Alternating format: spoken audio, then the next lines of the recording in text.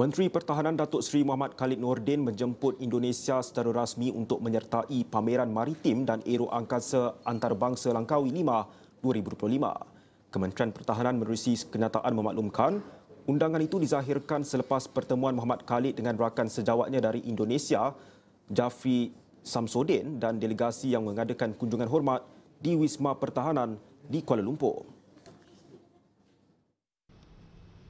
Jemputan itu sekaligus mengulangi dedikasi kedua-dua negara untuk memperkukuh hubungan pertahanan melalui pelaksanaan inisiatif di peringkat dua hala dan pelbagai hala.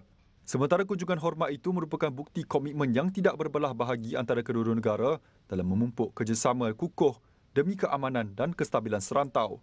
Edisi ke-17 5 2025 akan diadakan pada 20 hingga 24 Mei di Pulau Langkawi.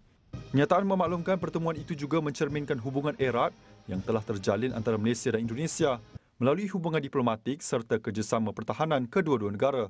Semasa pertemuan itu, kedua-dua menteri telah bertukar pandangan terutamanya berkaitan dengan perspektif pertahanan dan keselamatan serantau serta melibatkan kepengurusan ASEAN 2025.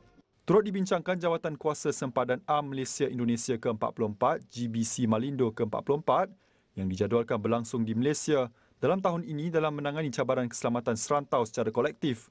Muhammad Khalid juga mengucapkan tahniah kepada Jafri Samsudin atas pelantikannya sebagai Menteri Pertahanan Indonesia dan menyatakan keyakinan terhadap kemakmuran berterusan Indonesia di bawah kepimpinan Presiden Prabowo Subianto.